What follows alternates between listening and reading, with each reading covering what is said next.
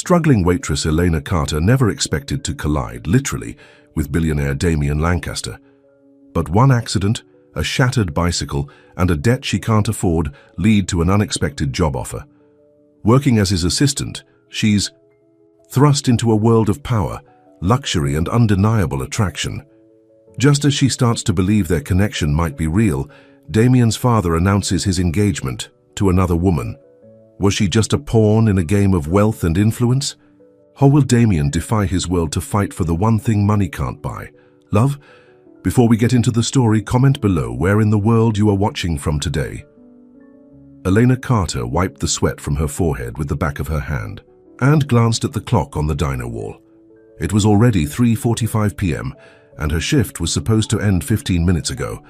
She still had to pick up her younger sister Mia from after-school care by 4:30, or they'd charge her extra. Money she definitely didn't have. "Order up for table 7. Hank, the cook, called out, sliding 2 plates of burgers and fries onto the counter. "Coming." Elena grabbed the plates and hurried to deliver them to an impatient couple in the corner booth. She forced a smile. "Enjoy your meal." The woman barely looked up from her phone, but the man nodded in acknowledgement. Elena returned to the counter, where Doris, the manager, was tallying receipts. "Doris, I really need to clock out. Mia's waiting and I'm already late," Elena said, untying her apron. Doris frowned, her reading glasses perched on the tip of her nose. Linda called in sick again. "We're short-staffed as it is." "Please," Elena pleaded. "I promised I'd be there on time today." Doris sighed. "Fine, but I need you here early tomorrow, 6 a.m. sharp." "Thank you. I'll be here, I promise." Elena quickly hung up her apron, grabbed her worn backpack from the small locker room, and rushed out the back door. Outside, the late September air felt cool against her skin. Her old blue bicycle leaned against the brick wall where she'd left it that morning. Elena checked her watch again, 3:52 p.m. If she pedaled fast, she might just make it. She jumped on the bike and sped out of the alley onto Main Street, weaving through afternoon traffic. Her mind raced with the evening schedule. Pick up Mia, make dinner, help with homework, then head to her night job cleaning offices downtown. She'd be lucky to get 5 hours of sleep before starting it all again tomorrow. Elena turned the corner, sharply, her eyes fixed on the traffic light ahead that was about to change. That's when it happened. A sleek black car pulled out of a parking space directly in her path. Elena swerved, brakes screeching, but it was too late. Her front wheel collided with the car's rear bumper with a sickening crunch of metal and plastic. The impact sent her flying over the handlebars, landing hard on the pavement. For a moment, everything went silent. Then the pain hit, a sharp sting in her palms and knees where they had scraped the asphalt. "What the hell?" A deep, angry voice cut through her daze. Elena looked up to see a tall man in a perfectly tailored charcoal suit standing over her. His dark hair was neatly styled, and his face, which might have been handsome if not contorted with anger, was now flushed with rage. "Do you have any idea what you just did?" he demanded, gesturing to the rear of his car where a noticeable dent marred the otherwise flawless surface. Elena struggled to her feet, wincing at the pain in her knee. "I'm sorry. I didn't see you pulling out." "Obviously," he snapped, pulling out his phone. "That's a custom Bentley Continental GT. Do you have any idea how much that bumper costs to replace?" Elena's stomach dropped as she took in the luxury car. A Bentley. She'd probably make more money winning the lottery than affording to fix this. "Man's car, I don't," she admitted, feeling her face grow hot with embarrassment and frustration. "But I'll pay for it," the man scoffed. "With what?" "That apron in your bag tells me you're a waitress. This repair will cost more than you make in months." His words stung, but Elena straightened her back and met his gaze directly. "I said I'll pay for it. I'll figure something out." Something flickered in the man's eyes, surprise perhaps, at her direct response. He studied her for a moment, taking in her simple white t-shirt, jeans with a small tear at the knee from before the accident, and the determined set of her jaw. "What's your name?" he asked, his tone slightly less harsh. "Elena. Elena Carter." He nodded once. "Damian Lancaster. I assume you have insurance?" Elena felt her cheeks burn. "For the bike, no." Personal liability, yes, but there's a high deductible. Damien ran a hand through his hair, clearly exasperated. Perfect. A small crowd had gathered around them, and Elena noticed people taking videos with their phones. Just what she needed to become the next viral sensation. Broke waitress destroys rich man's car. Look, I need to go, she said urgently, checking her watch again. 4:10 p.m. My sister.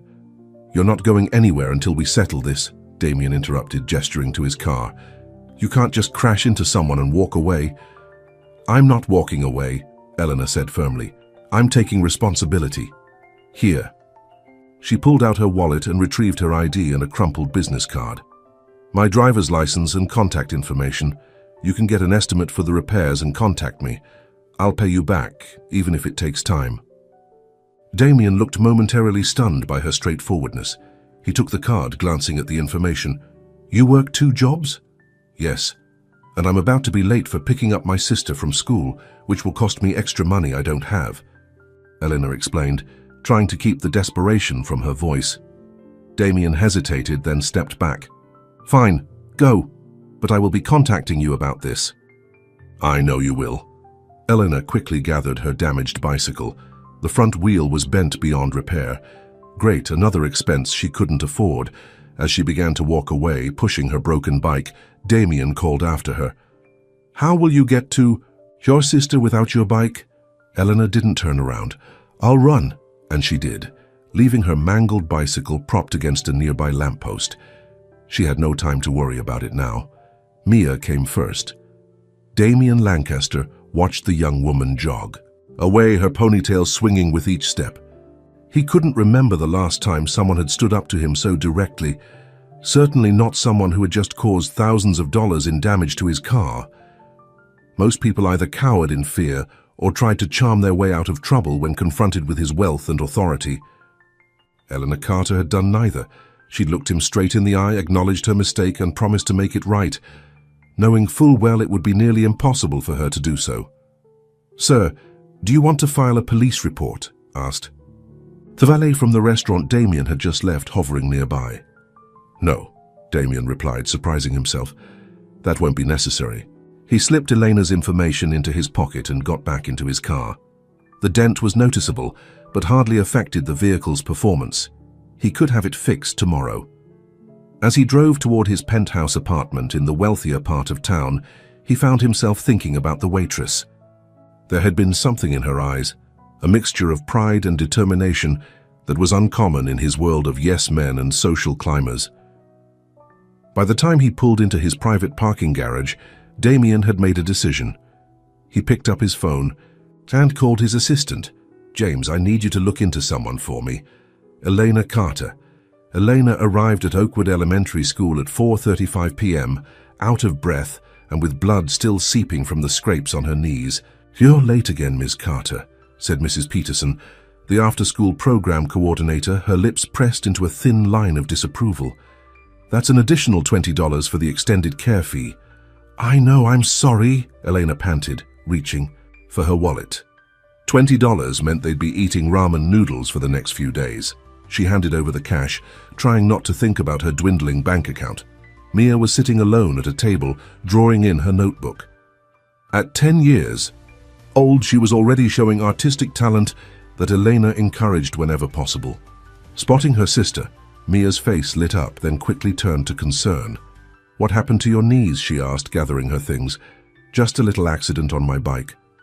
Nothing serious, Elena assured her with a smile. How was school today? Good. I got an A on my science project. Mrs. Winters said my solar system model was the best in class. That's amazing, Mia. Eleanor gave her a hug, genuinely proud. Let's celebrate. How about ice cream before dinner? Mia's eyes widened. Really, but isn't that breaking the rules? Elena laughed. Sometimes rules are meant to be broken. Just don't tell anyone, okay?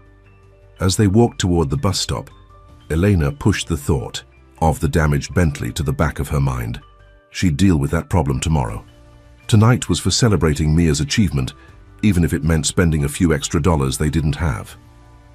The next morning came too quickly. Elena dragged herself out of bed at 4:30 a.m., her muscles aching from yesterday's fall. The small apartment was quiet as she moved around the kitchen, careful not to wake Mia, who wouldn't need to get up for another 2 hours. She made coffee and a simple breakfast of toast, checking her phone for messages. There were none from unknown numbers. Damien Lancaster hadn't contacted her yet. Elena left a note for Mia with instructions for getting ready for school, then headed out into the still dark morning.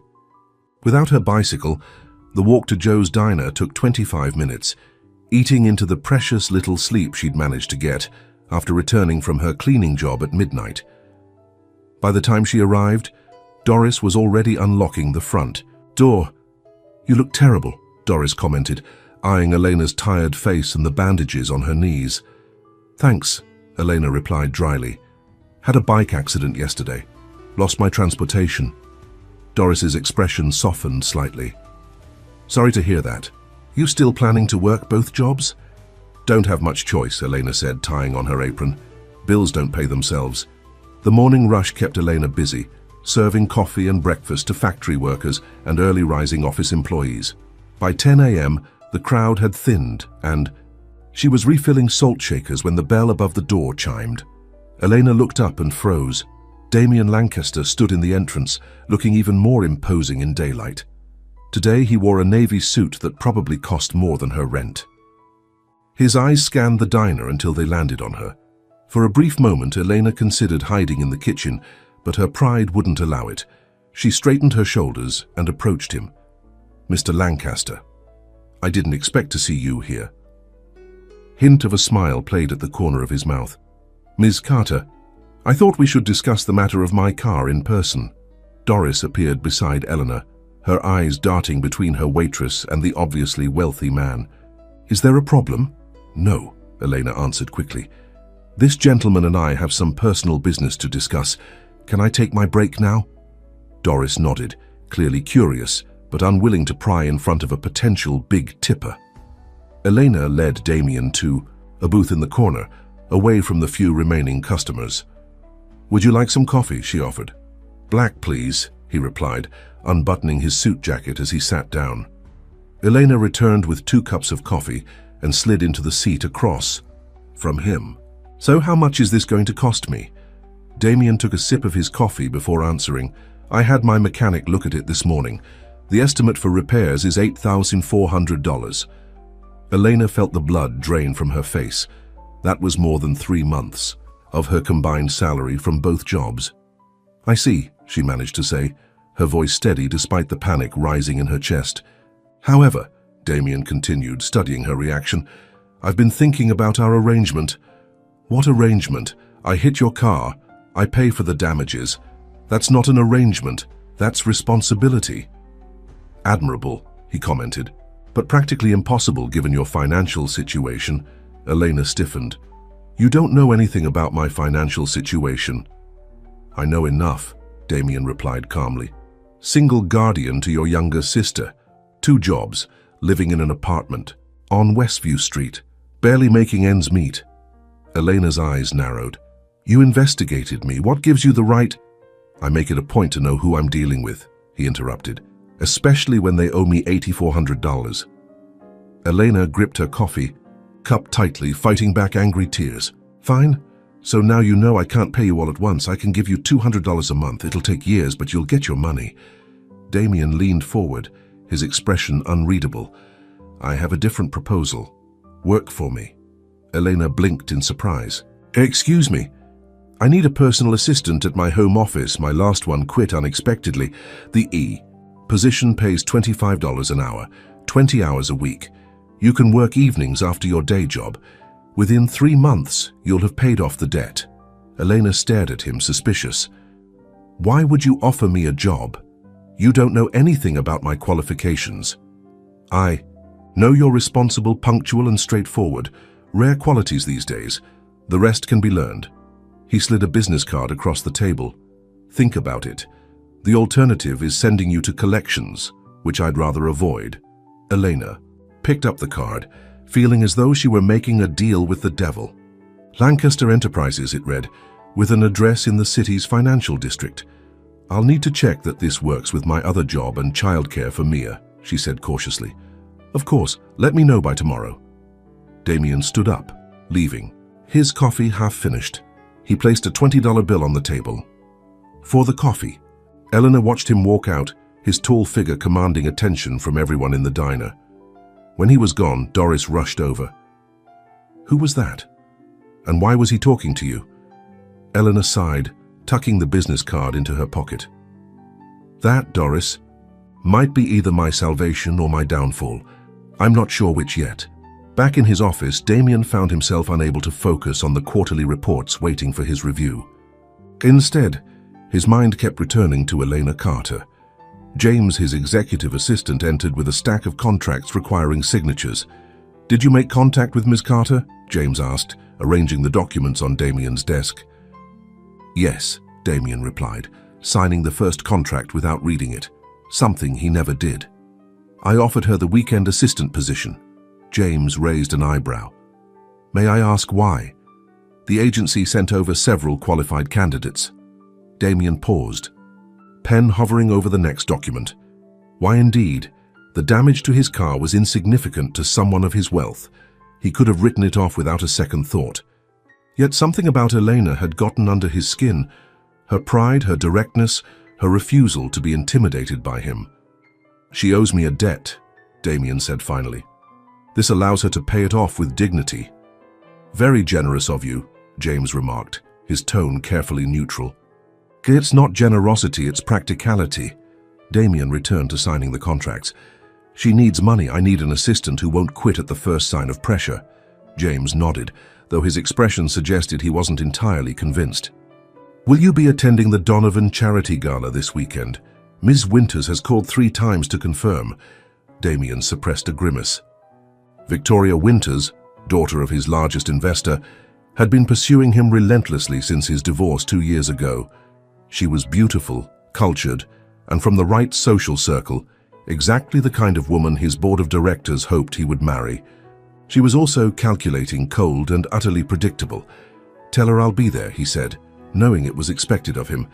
But make it clear, I'm not her escort for the evening.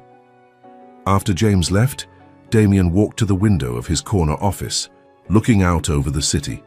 Somewhere out there, Elena Carter was probably agonizing over his offer, weighing pride against practicality. He found himself hoping she would accept. Not just because it would settle their debt, but because he wanted to know more about the waitress who dared to stand up to Damien Lancaster. That night, after putting Mia to bed, Eleanor sat at her small kitchen table, Damien's business card in hand. She had called her evening job and asked about reducing her hours, explaining the situation. Her supervisor had been surprisingly understanding, allowing her to cut back to weekends only for the next 3 months. Now she just had to decide if working for Damien Lancaster was worth the higher pay rate and worth having to see that arrogant face regularly. Elena's phone buzzed with a text from an unknown number. Have you considered my offer? She stared at the message, wondering how he'd gotten her cell number. Then she remembered her contact information from yesterday. Of course, Elena typed a reply. Still thinking about it. His response came almost immediately. Don't think too long. Offer expires at midnight. She felt a flare of irritation at his pushiness. Who did he think he was, setting deadlines like that? But then again, he held all the cards. He could easily take her to court for the damages, garnish her wages, make her life even more difficult than it already was. With a deep breath, Elena made her decision. She typed, I'll take the job. When do I start? The reply came within seconds. Tomorrow, 6 p.m. My address will be texted to you. Dress professionally. Elena put down her phone, feeling as though she'd just signed a pact with someone dangerous. Not physically dangerous, perhaps, but dangerous to her peace of mind.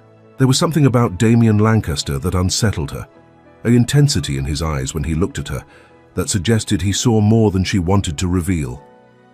What have I gotten myself into? She murmured to the empty kitchen. Little did Elena know Damien Lancaster was asking himself the very same question. Elena stood outside the imposing glass high-rise, clutching her purse tightly. The address Damien had texted her led to one of the most exclusive residential buildings in the city. She checked her outfit one more time. A simple black pencil skirt and white blouse she'd bought at a thrift store for job interviews. It was the most professional thing she owned. Taking a deep breath, she walked through the revolving doors into a lobby that gleamed with marble and gold accents. A security guard eyed her suspiciously from behind a sleek desk. "Can I help you, ma'am?" he asked, his tone suggesting she had wandered into the wrong building. "I'm here to see Damien Lancaster. I'm his new assistant." The words felt strange coming out of her mouth. The guard's eyebrows rose slightly. "Your name?" "Elena Carter." He checked his computer screen, then nodded. "Mr. Lancaster is expecting you. Penthouse floor. The elevator on the right requires a key card, which I'll provide for today only." He handed her a slim black card. "Mr. Lancaster will need to arrange permanent access if you'll be returning." "Thank you." Helena took the card and walked to the elevator, feeling the guard's eyes on her back. The elevator was lined with mirrors, giving Elena an unwelcome opportunity to scrutinize herself from every angle. Her hair, pulled back in a neat bun, looked professional enough, but her shoes were scuffed at the heels, and her blouse had a barely noticeable stain near the bottom that she'd tried to cover with her purse. Next to the polished luxury of this building, she felt painfully out of place. The elevator doors opened directly into a spacious foyer. Floor-to-ceiling windows offered a breathtaking view of the city skyline, already twinkling with early evening lights. The space was immaculately decorated in shades of grey, black and white, minimalist, expensive and impersonal. "You're 3 minutes early." Damien's voice came from her right. Elena turned to see him emerging from what appeared to be a home office, his suit jacket removed and tie loosened. Even in this more casual state, he exuded authority. "I believe in punctuality," she replied, straightening her shoulders. A hint of approval flickered across his face. "So do I." "Come in. I'll show you where you'll be working." He led her through the penthouse, which was even larger than it initially appeared. The main living area opened onto a balcony with a view that probably cost more than her entire lifetime earnings. Beyond that was a sleek kitchen that looked barely used, and down a hallway, several closed doors that Elena assumed led to bedrooms. They entered his home office, a large room with built-in bookshelves, a massive desk, and more stunning views of the city. A smaller desk had been set up in the corner, equipped with a computer and phone. "That will be your workspace," Damien said, gesturing to the smaller desk. "Your primary responsibilities will be managing my personal correspondence, organizing my weekend schedule, and handling various tasks that don't fall under my business assistant's purview." Eleanor nodded, taking it all in. "What kind of tasks?" "Arranging dinner reservations, responding to social invitations, coordinating with household staff, that sort of thing." He moved to his own desk and picked up a folder. "Here's a breakdown of your duties and my expectations." Elena took the folder and glanced through it.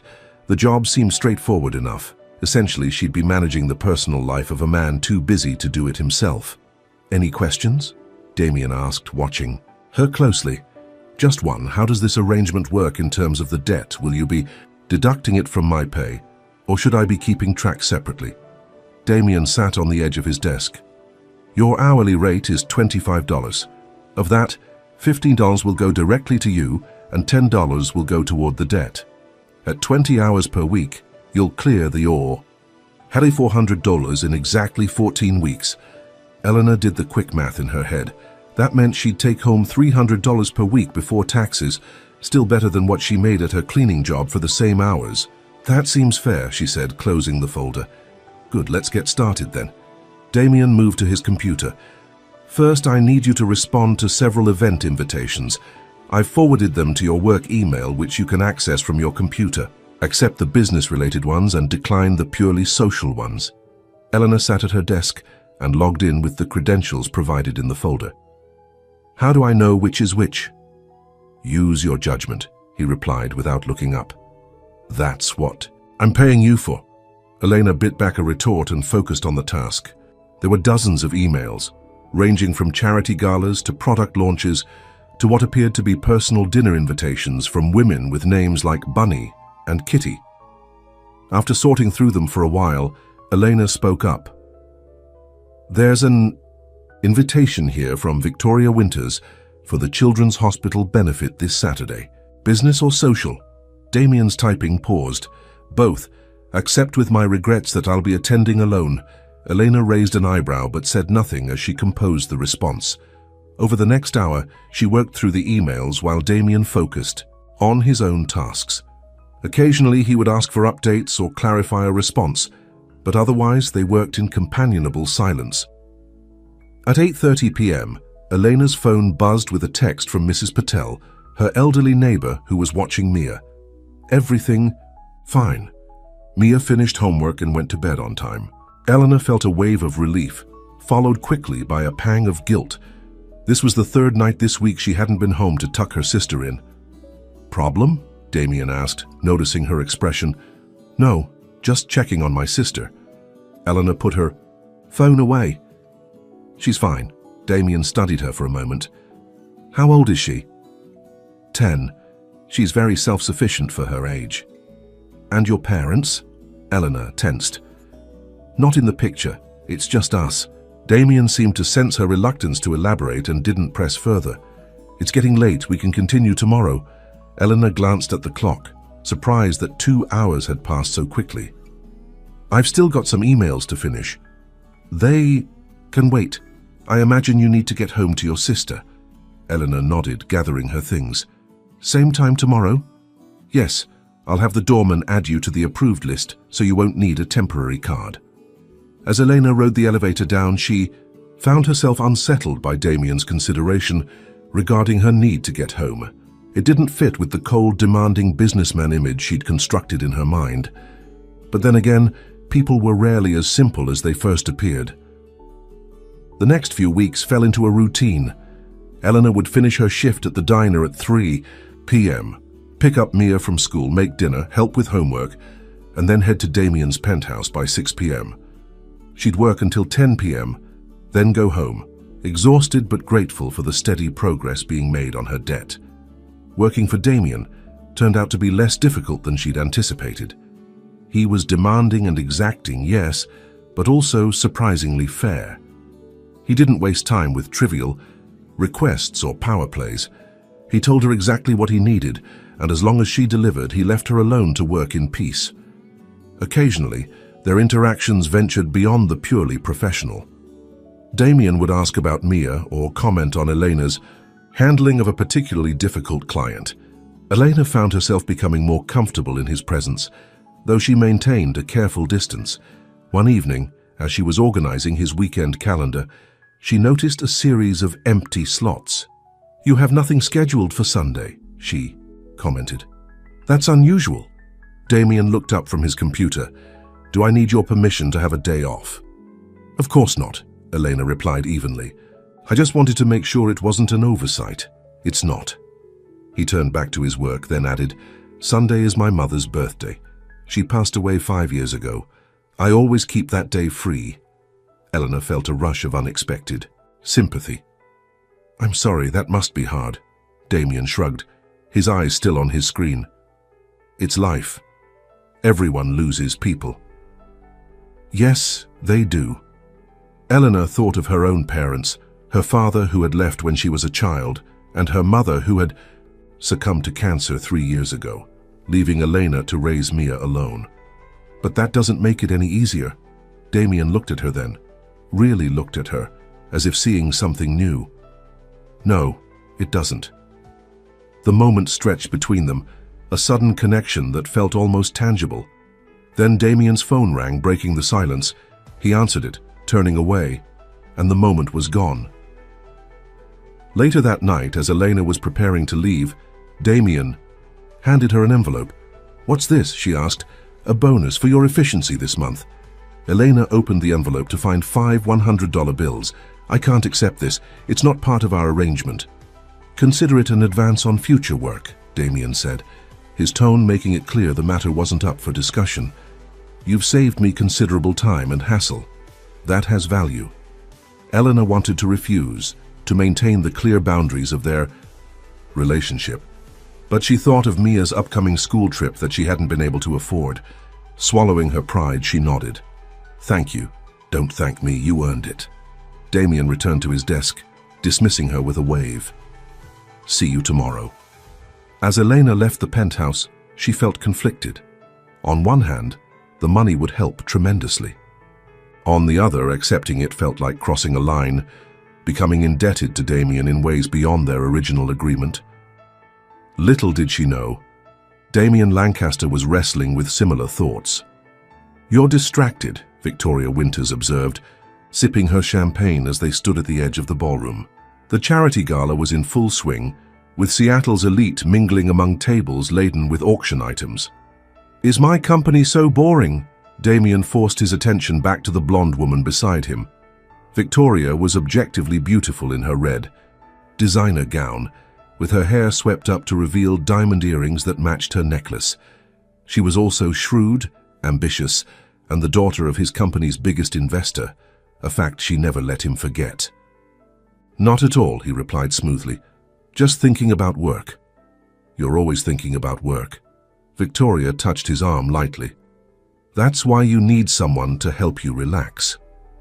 Damien resisted the urge to step away from her touch. "I'm perfectly capable of relaxing on my own." "Are you?" Victoria's smile was knowing. "Because from where I'm standing, you seem wound tighter than ever. My father mentioned you've been particularly driven at the board meetings lately. We're launching a new product line. It requires focus." Victoria laughed, the sound practiced and musical. "Focus is one thing, obsession is another. Even my father says you need balance." "I appreciate his concern." Damien scanned the room, looking for an excuse to end the conversation. Victoria followed his gaze. "Looking for someone more interesting?" "Just checking the time. I have an early meeting tomorrow." "On Sunday?" "Now I know you're lying." Victoria moved closer, her perfume enveloping him. "Why not admit you're avoiding me?"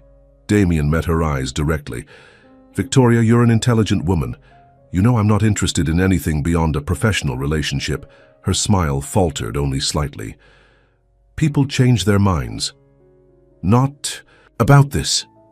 Damien spotted James across the room and nodded to him. His assistant immediately began making his way over, providing the perfect exit strategy. "If you'll excuse me." As he walked away, Damien felt Victoria's eyes on his back. He knew she wouldn't give up easily. She had decided he was a suitable match. And Victoria Winters always got what she wanted, or at least she had until now. James met him halfway across the ballroom. "Everything all right, sir?" "Fine. Just time to leave." Damien headed for the exit, suddenly eager to escape the stifling atmosphere of forced smiles and calculated conversations. In his car, he loosened his tie and leaned back against the leather seat. His driver, Martin, glanced at him in the rearview mirror. "Home, sir?" Damien hesitated. The thought of returning to his empty penthouse held little appeal. "No. Drive around for a while." As the car moved through the quiet streets, Damien found himself thinking about Elena. What was she doing on a Saturday night? Was she at home with her sister or working her second job? The thought of her scrubbing floors after spending all day serving food made something twist uncomfortably in his chest. Before he could analyze the feeling, his phone rang. It was Alexander Graves, his legal counsel and oldest friend. "Tell me you've escaped the clutches of Victoria Winters," Alexander said by way of greeting. Damien smiled despite himself. "Just barely. She's becoming more persistent. That's what happens when you're one of the city's most eligible bachelors. Speaking of which, how's the new assistant working out?" "Elena? Fine, she's efficient." "Just efficient?" Alexander's tone was teasing. "The way you've been avoiding the subject, I'd expected more interesting developments." "There's nothing to develop. She works for me to pay off a debt, that's all." "If you say so. But I know you, Damien. You wouldn't have created this elaborate arrangement for just anyone." Damien frowned. "There's nothing elaborate about it. It's a practical solution to a problem. A problem you could have solved with a check and forgotten about," Alexander pointed out. "Instead, you've brought this woman into your home, your personal space, which you guard more fiercely than Fort Knox. So your point?" "My point is that you're interested in her, whether you admit it or not." Damien stared out the window, watching the city lights blur together. "She's different." "Different how?" "She doesn't care about my money or my status. If anything, she resents them. Damien remembered the flash of defiance in Elena's eyes when he'd handed her the bonus. She's proud, stubborn, completely authentic. Sounds refreshing after the Victoria winters of the world. It is, Damien admitted, but it doesn't matter. We're from different worlds. Once the debt is paid, she'll be gone. Alexander laughed. For someone so brilliant in business, you can be remarkably dense about personal matters. You're Damien Lancaster. If you want her to stay, find a reason to make it happen. After hanging up, Damien directed Martin to take him home. Alexander's words echoed in his mind. Did he want Elena to stay beyond their arrangement? And if so, why? Elena counted the tips from her Saturday night shift at Sal's Bar and Grill. Her second job, $78, not bad for a slow night. Combined with the bonus from Damien, she now had enough for Mia's school trip, and maybe even a new pair of shoes for herself. As she walked toward the bus stop, a black car pulled up beside her. The window rolled down to reveal Damien's face. Need. "Third ride?" he asked. Elena stared at him in surprise. "What are you doing here?" "I was at an event nearby," he explained, though he was still wearing a tuxedo that suggested someplace far more upscale than this neighborhood. "Get in, it's late and this isn't the safest area." Elena hesitated. Getting into Damien's car felt like crossing yet another boundary, but the thought of waiting 20 minutes for the bus, then walking home from the stop alone? Fine. She opened the door and slid into the back seat beside him. "Thank you." The interior of the car was warm and smelled of expensive leather. Damien gave the driver her address without asking, confirming Elena's suspicion that he knew more about her. Life than she was comfortable with. "How was your event?" she asked, trying to fill the awkward silence. Predictable. The same people having the same conversations as last month, just wearing different clothes. Damien studied her. "How was your shift?" "Busy." Saturday nights always are. Elena was acutely aware of her worn jeans and simple blouse next to his, perfectly tailored tuxedo. "People tend to tip better when they're drinking, though, so I'm not complaining." Damien nodded, then asked unexpectedly, "Why do you work so hard?" "3 jobs now, if you count working for me." Elena was taken aback by the personal question. "Because bills don't pay themselves, and because Mia deserves better than what I had growing up?" Which was? Elena looked out the window, watching the familiar streets of her neighborhood approach. Uncertainty, never knowing if the lights would stay on or if there'd be food in the fridge. "I won't let that happen to her." Damien was quiet for a moment. "You're very devoted to your sister." "She's all the family I have left." Elena turned back to him. "What about you? Do you have family?" Something flickered in Damien's eyes. Surprise, perhaps, that she'd asked. "A father I rarely speak to. No siblings." "That sounds lonely." "I don't have time to be lonely." The car pulled up in front of Elena's apartment building, a modest structure that looked even shabbier beside the luxury vehicle. "Here we are." Elena reached for the door handle, then paused. "Why did you really come by the bar tonight?" Damien met her gaze, his expression unreadable. "I was concerned about your safety." "You don't need to be. I've been taking care of myself for a long time." "I know." His voice was softer than she'd ever heard it. "But everyone needs help sometimes." Their eyes locked, and Elena felt a strange flutter in her chest. This close, she could see the flecks of gold in his dark eyes. Smell, the subtle scent of his cologne. For a wild moment, she thought he might lean closer, and even more surprisingly, she wasn't sure she would stop him if he did. The moment broke when a car alarm went off down the street. Elena blinked and quickly opened the door. "Thank you for the ride," she said, her voice slightly unsteady. "Good night, Damien." "Good night, Elena." She hurried into her building without looking back, her heart racing. What had just happened? Had she imagined that moment of tension, that pull between them? And more importantly, why wasn't she more disturbed by it?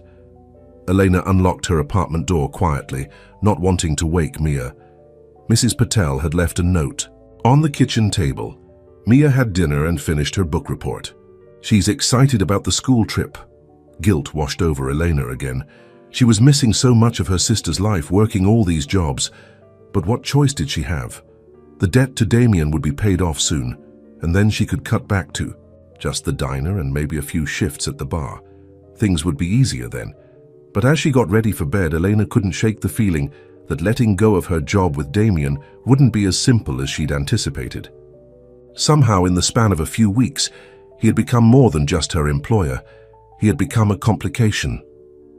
Sunday morning found Damien standing in front of his mother's grave, a bouquet of white lilies in hand.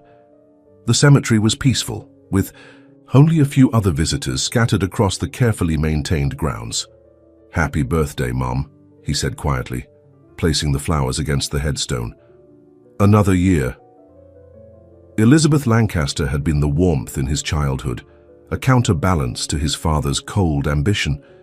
She had encouraged Damien's creativity and taught him compassion, lessons his father had tried to undo after her death when Damien was just 16. "I met someone," he found himself saying, surprising even himself. He never discussed his personal life during these visits. Not romantically. "She works for me, but she's different, real in a way most people aren't." The wind rustled the leaves overhead, making patterns of light and shadow on the grave. "You would have liked her," Damien continued. "She reminds me a little of you. The same strength, the same devotion to family." He stayed for another hour, sitting on the bench across from the grave, lost in memories. By the time he left, he had come to a decision. The arrangement with Elena was nearing its end. In another month, her debt would be paid. But Damien wasn't ready to let her go. As he drove back to the city, he began formulating a plan. Elena's pride would never allow her to accept charity or special treatment, but if he could create a legitimate reason to keep her in his life, one, that benefited her as much as it did him. By the time he reached his penthouse, Damien had his strategy mapped out. Tomorrow he would offer Elena a permanent position, one with better pay, benefits, and hours that would allow her to be home with her sister in the evenings. Whether she would accept was another matter entirely. But Damien Lancaster was accustomed to getting what he wanted, and right now what he wanted was to keep Elena Carter in his life. What he hadn't yet admitted to himself was why. Monday evening, Elena arrived at the penthouse to find Damien in the kitchen rather than his office. He was standing by the counter, 2 plates of food in front of him. "You're late," he said, but without his usual edge. Elena checked her watch. "By 2 minutes. Still late." He gestured to one of the bar stools. "At the kitchen island. Sit. You must be hungry after your shift at the diner." Elena approached cautiously, eyeing the plate of what appeared to be grilled salmon, asparagus, and roasted potatoes. "What's this?" "Dinner. I had my chef prepare it before he left. I don't usually eat during my shifts here. Consider it a working dinner." Damien took a seat on the other stool. "We need to discuss your future." Elena tensed. "My future? Your debt will be cleared in another 4 weeks," Damien explained, cutting into his salmon. "I want to offer you a permanent position." Elena stared at him. "A permanent position as your personal assistant?" "Not exactly.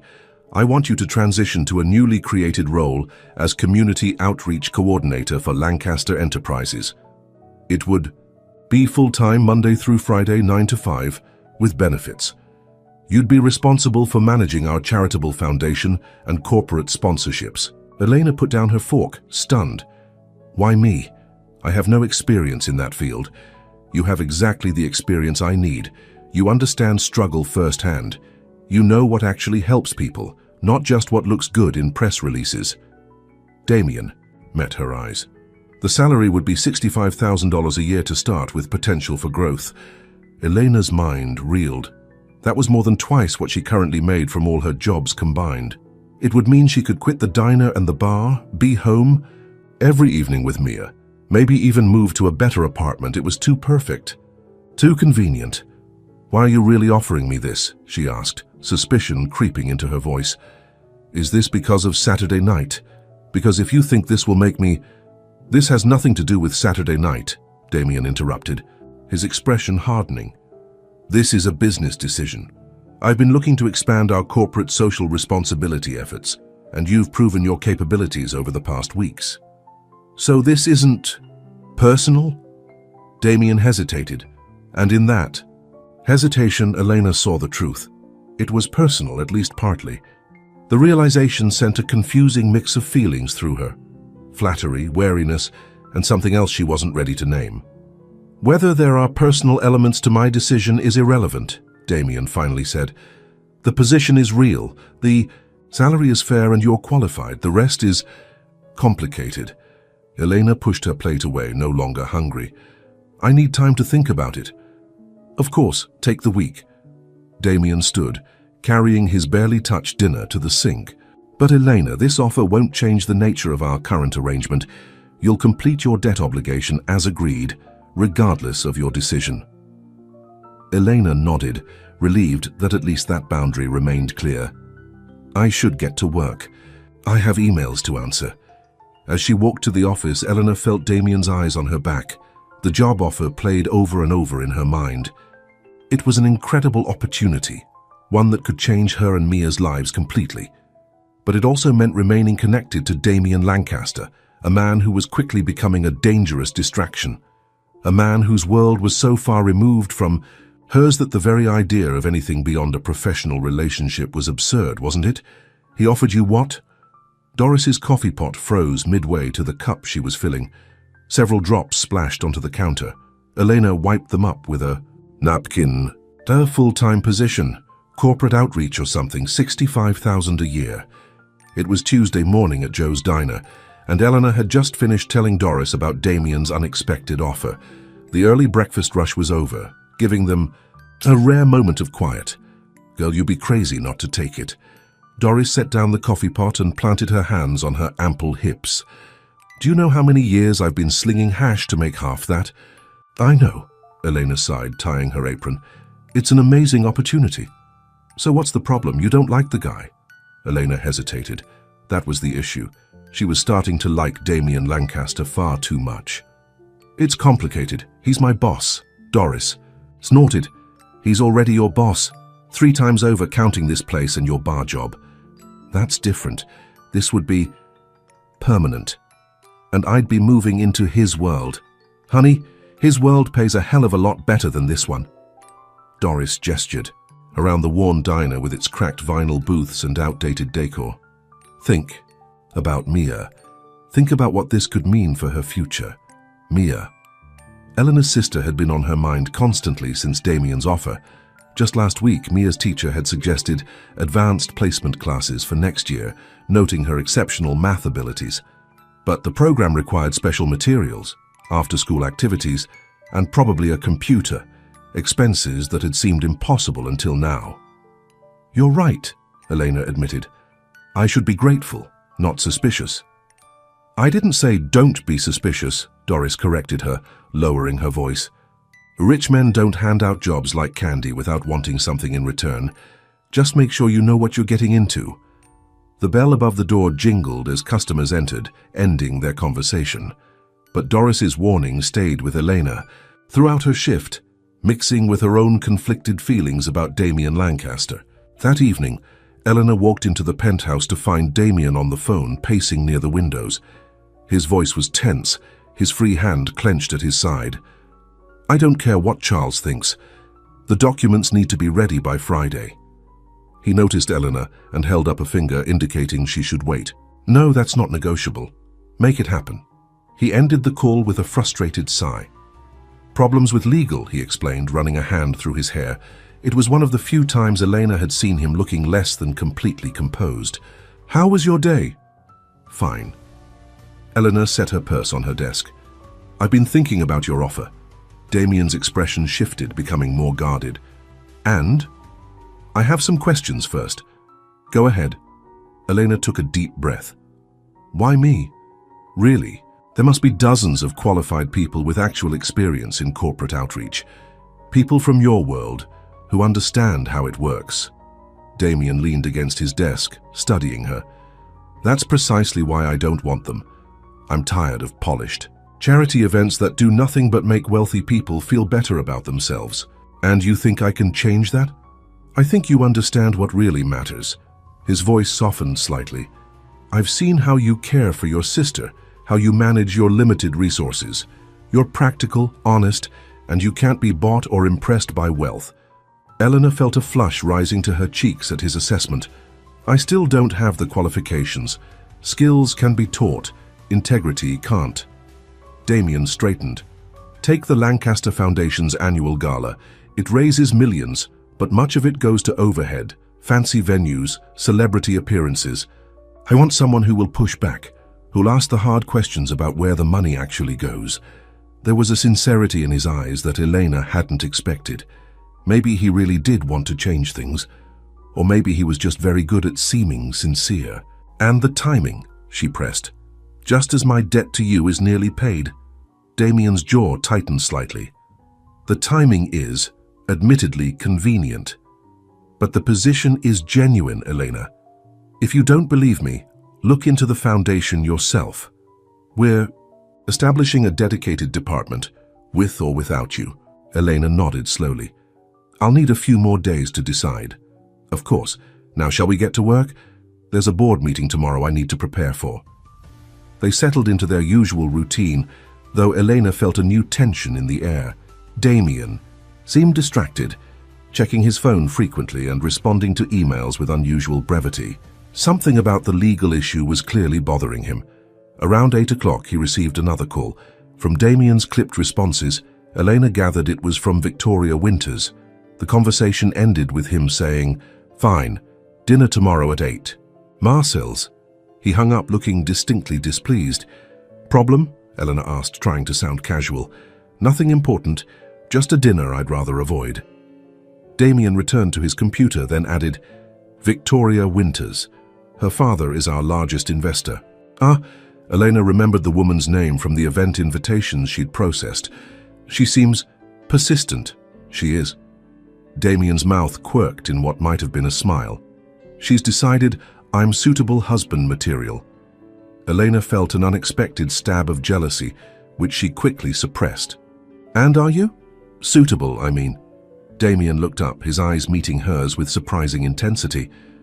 "On paper, yes. Wealthy, established, the right connections. Everything her father would approve of. But I've been down that road before. My ex-wife had a similar checklist. It didn't end well. Elena hadn't known he'd been married. The revelation made her curious, but she hesitated to pry further. Damien seemed to read her thoughts. Rebecca was from the same social circle as Victoria. We married young, divorced 3 years ago. She's now married to a French count and living in Monaco. "I'm sorry," Elena said automatically. "Don't be. It was a business arrangement that outlived its usefulness." His tone was matter-of-fact, but Elena sensed there was more to the story. "What about you? No serious relationships?" The personal question caught her off guard. "Toe time. Between work and Mia. No one special in the past?" Elena thought of Michael, her college boyfriend. They'd been together for 2 years before her mother's illness had forced her to drop out and take care of Mia. He'd promised to stand by her, but when the reality of her new responsibilities had set in, he'd gradually drifted away. "There was someone once," she admitted, "but he couldn't handle the fact that Mia would always come first." Damien nodded, as if her answer confirmed something for him. "That's the difference between our worlds, Elena.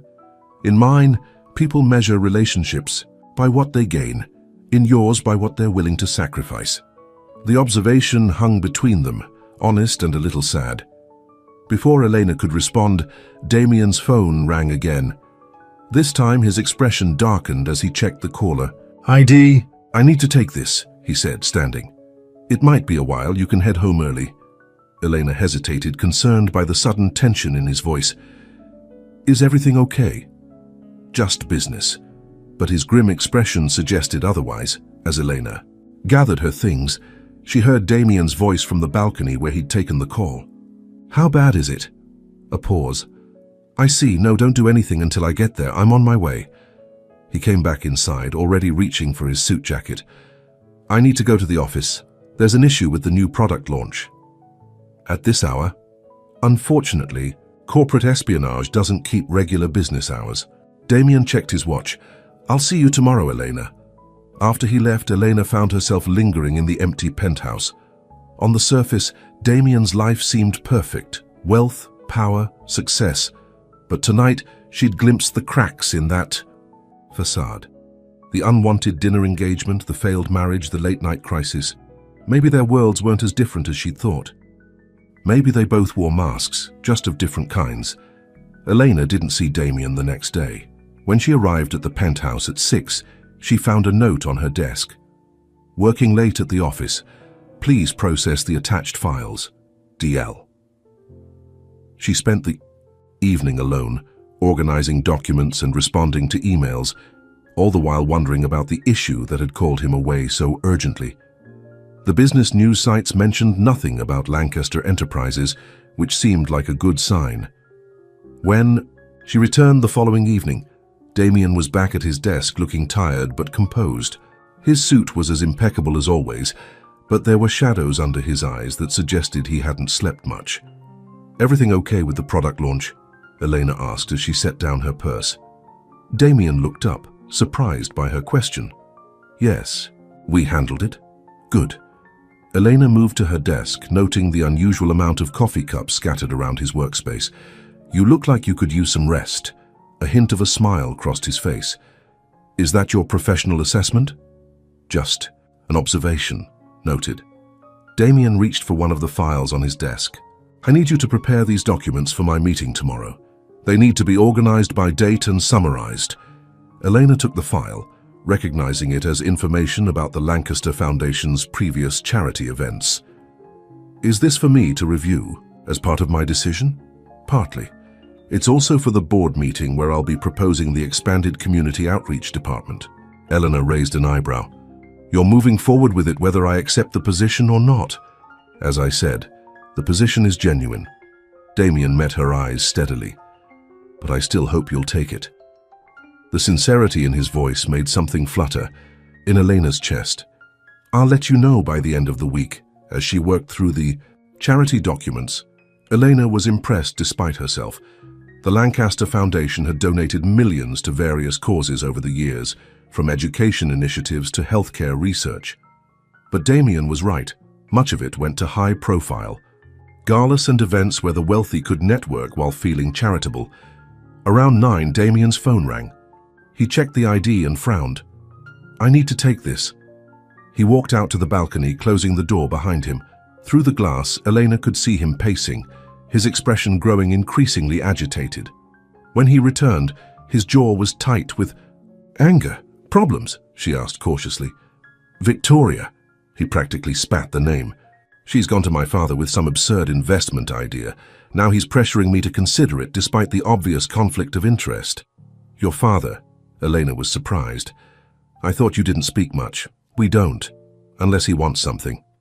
Damien ran a hand through his hair, a gesture Elena had come to recognize as a sign of frustration. "He may be retired, but he still thinks he runs the company." "What will you do?" "What I always do.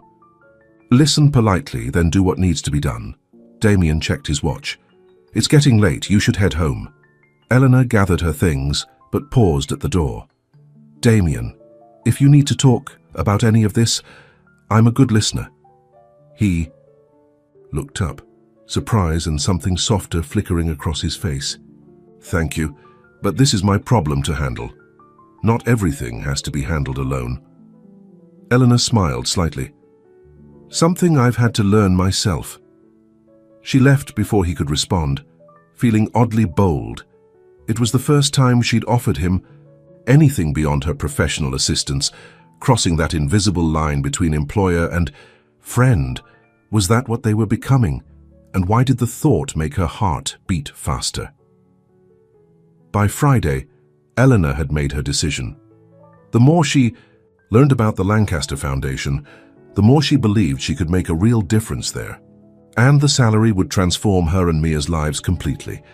As for her growing feelings for Damien, she would keep those firmly in check. He was offering her a job, not a relationship. The fact that her heart raced whenever he walked into a room was her problem to manage, not his. She arrived at the penthouse that evening with her answer ready. But instead of Damien, she found Victoria Winters sitting on one of the living room couches, her blonde hair falling in perfect waves around her shoulders, her red dress highlighting every curve. Victoria looked up from her phone, her perfectly shaped eyebrows rising in surprise. "Who are you?" Eleanor straightened, suddenly conscious of her simple work clothes. "Eleanor Carter. I'm Mr. Lancaster's personal assistant." "Oh." Victoria studied her with new interest. "The waitress who hit his car. He mentioned you." The casual dismissal in her tone made Elena bristle. "Is Mr. Lancaster here? He's taking a call in the bedroom." Victoria waved a manicured hand toward the hallway. "We're going to the symphony tonight." The information shouldn't have hurt, but it did. Elena moved to her desk, trying to focus on setting up her computer rather than imagining Damien and Victoria at the symphony together. Victoria followed her, leaning against the doorframe of the office. "So you've been working for Damien for what, a month now?" "About that, yes. And how are you finding it?" Victoria's tone was friendly, but her eyes were calculating. "Damien can be demanding." "He's fair," Eleanor replied carefully. "What is it you do, Ms. Winters?" Victoria laughed, a practiced musical sound. "Do? I serve on the boards of several charities. Otherwise, I manage my investments." In other words, Elena thought, she was professionally rich. "How nice." "It is," Victoria agreed, missing or ignoring the hint of sarcasm. "You know, I was surprised when Damien hired someone like you. He usually prefers assistants with more polish." Before Elena could respond to the thinly veiled insult, Damien emerged from the hallway, phone in hand. He stopped short at the sight of them talking. "Elena, I wasn't expecting you tonight." He looked between the two women, his expression unreadable. "It's Friday," Elena said simply. "My regular schedule." "Of course." Damien checked his watch. "Victoria, we should get going if we want to make the opening." Victoria moved to his side, placing a proprietary hand on his arm.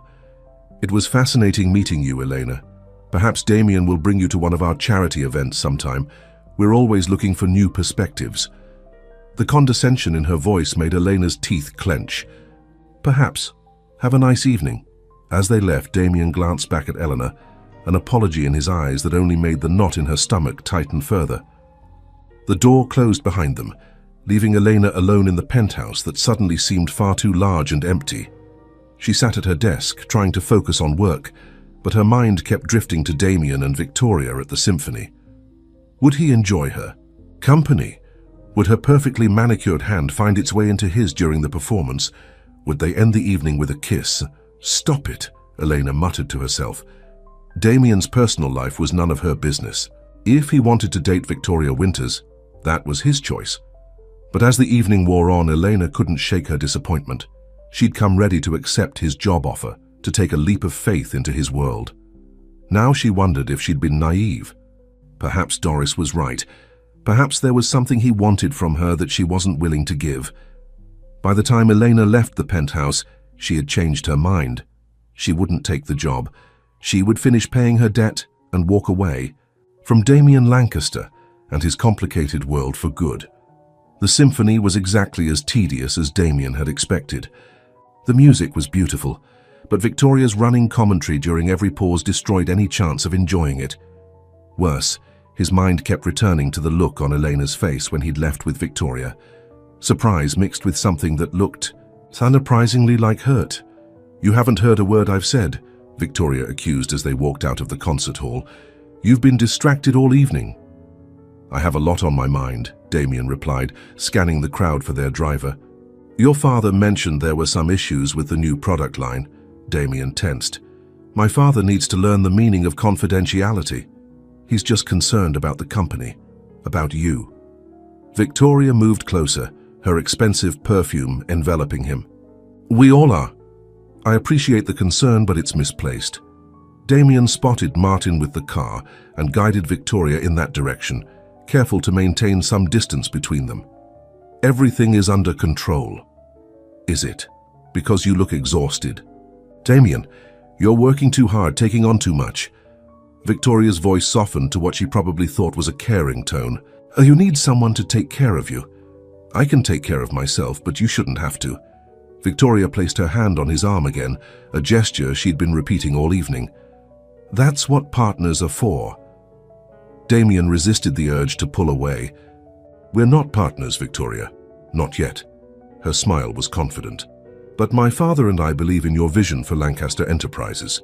With our combined resources, we could expand globally even faster than you've planned. And there it was, the real reason for her persistent pursuit. Not love or even attraction, but a business merger disguised as a relationship. Exactly the kind of arrangement he'd sworn never to enter into again after Rebecca. I appreciate the offer, he said carefully as they reached the car, but I prefer to keep business and personal matters separate. Victoria's smile faltered only slightly. For now, perhaps, but I'm patient, Damien. The drive to Victoria's home was mercifully short. When they arrived, she turned to him expectantly. Would you like to come in for a nightcap? Thank you, but no, I have an early meeting tomorrow. Damien remained firmly in his seat. Victoria's eyes narrowed briefly before her social mask slid back into place. Another time, then. She leaned in and kissed his cheek, lingering a moment. Too long. Good night, Damien. As the car pulled away, Damien exhaled slowly, feeling as though he'd just escaped a trap. Victoria Winters was not a woman accustomed to being refused, and she was unlikely to give up easily. Where to, sir? Martin asked from the driver's seat. Damien checked his watch. It was nearly midnight. Home. As they drove through the quiet streets, Damien found himself thinking of Elena again. Had she stayed to finish her work, or had she left after he'd gone? And why had seeing her talking to Victoria made him so uneasy? The answer was simpler than he wanted to admit. Eleanor had become important to him in ways that went beyond her role as his assistant. Her straightforward manner, her integrity, her dedication to her sister, all of it had drawn him in, making him look forward to their evening sessions in a way he'd never anticipated, and now he'd hurt her. He'd seen it in her eyes when he left with Victoria. Whether it was personal or professional disappointment didn't matter. He'd given Eleanor reason to doubt his intentions, to question the sincerity of his job offer. As the car pulled into his building's garage, Damien made a decision. He would clear things up with Elena tomorrow, explain that Victoria meant nothing to him. He would reassure her that the job offer was genuine, unrelated to any personal feelings he might be developing. What he wouldn't admit, even to himself, was how much he hoped she would say yes, not just to the job, but to the possibility of something more.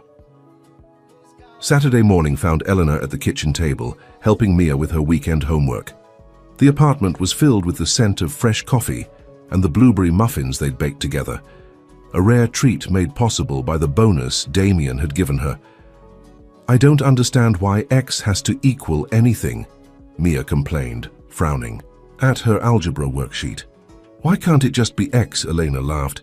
Because math needs answers, not mysteries. Here, let me show you another way to look at it. As she guided Mia through the problem, Eleanor's phone buzzed with a text. She ignored it, focusing on her sister, but it buzzed again a moment later, and then again. Someone really wants to talk. To you, Mia observed. Elena sighed and checked her phone. 3 messages from Damien. Need to speak with you about the position. Are you available today? It's important. Elena stared at the screen, torn. Part of her wanted to ignore him, to enjoy her Saturday with Mia without complications. But another part, a part she wasn't proud of, wanted to see him, to hear what he had to say. Who is it? Mia asked, peering at the phone. My boss. The one. With the fancy car I hit. Mia's eyes widened. Is he still mad about that? No, it's not about the car. He offered me a new job. A better one than the diner? Mia asked hopefully. Elena nodded. Much better, but I'm not sure if I should take it. Why not? How could she explain to a 10-year-old the complicated feelings she was developing for Damien Lancaster? How seeing him with Victoria had made her stomach twist with jealousy. How she feared becoming just another conquest for a man who could have anyone. It's complicated, sweetie. Mia gave her the exasperated look only pre-teens can perfect. Grown-ups always say that when they don't want to explain things. Elena smiled despite herself. You're right. I guess I'm afraid of making a mistake. Mom always said being afraid to try was the biggest mistake of all. Mia's mention of their mother was casual but poignant. Maybe you should at least talk to him, out of the mouths of babes. Elena sighed and picked up her phone. You're pretty smart for a kid who can't solve for X, Mia grinned. I'm smart about people stuff. Math is your department. Elena typed a quick reply to Damien. I'm with Mia today, can talk Monday at work. His response came immediately. This won't wait until Monday. May I come to you? We can meet at the cafe near your building. Bring Mia. Elena hesitated. The thought of Damien meeting Mia made her nervous, as if two separate worlds were colliding. But maybe that was the point. If she took this job, her worlds would collide. Mia would eventually meet Damien and the other people in his corporate circle. Fine. Golden Cup Cafe at 2 p.m., she replied. After sending the text, Elena realized her hands were shaking slightly. Looks like we're meeting my boss for coffee this afternoon, she told Mia. Cool, is he nice?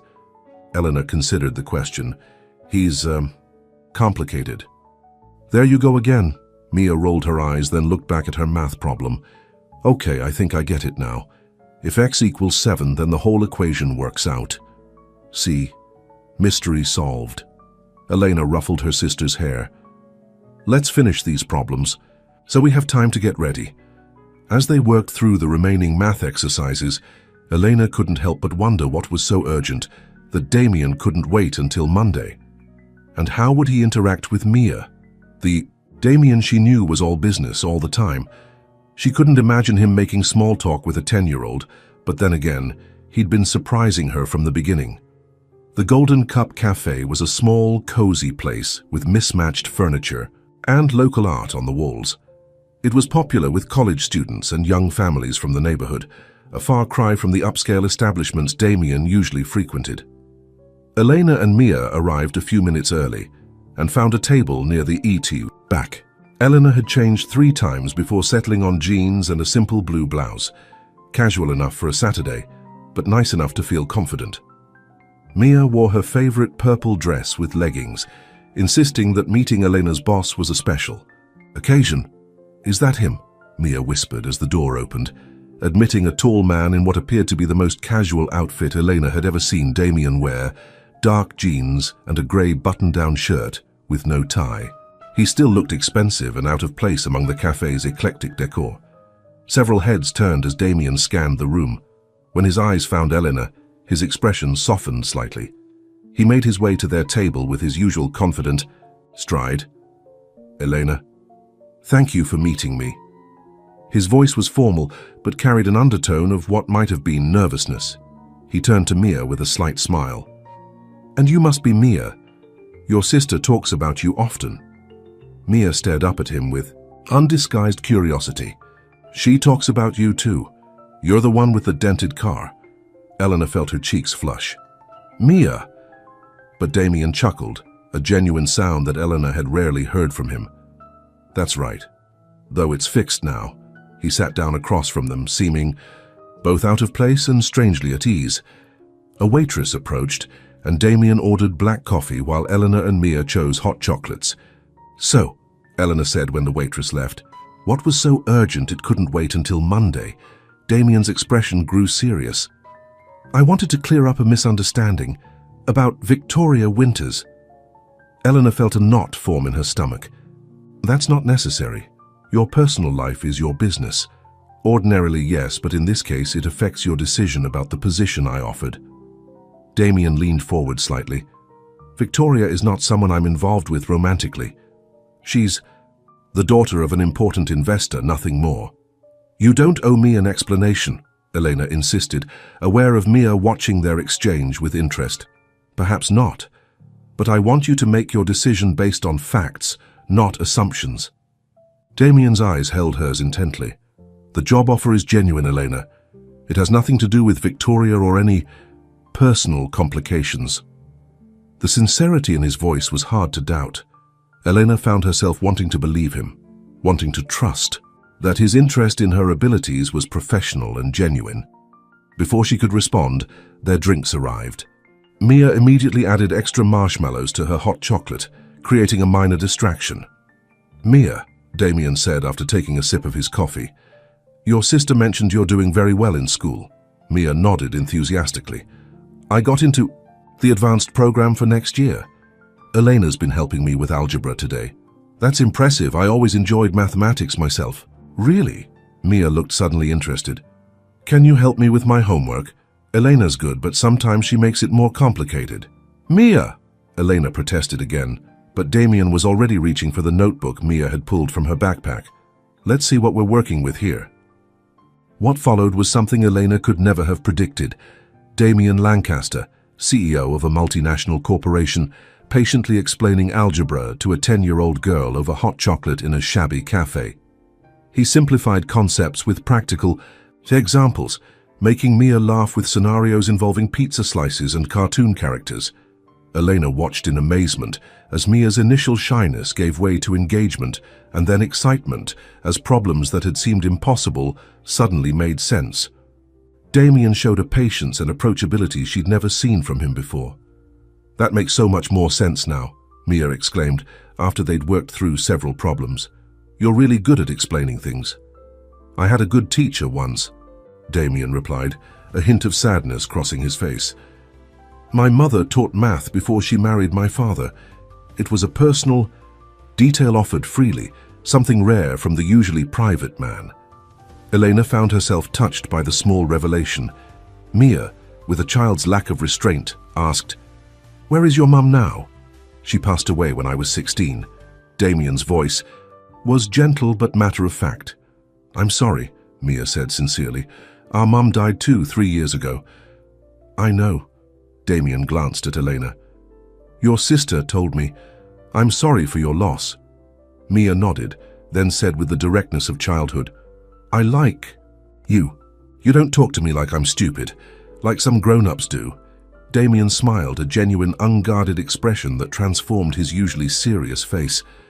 I don't think anyone could mistake you for stupid, Mia Carter. The conversation shifted to Mia's school, her art projects, and her dreams of becoming a scientist. Damien listened with what appeared to be genuine interest, asking thoughtful questions and offering encouragement. It was nearly 4 o'clock when Mia announced she needed to use the restroom, leaving Elena and Damien alone for the first time. She's remarkable, Damien said, watching Mia walk away. You've done an amazing job with her. Thank you. Elena studied him, trying to reconcile this version of Damien with the stern businessman she'd first met. You're good with her. I wouldn't have expected that. Children are straightforward. They say what they mean and mean what they say. Damien met her eyes. It's refreshing after spending most of my time with people who have hidden agendas. People like Victoria Winters? Eleanor couldn't help asking.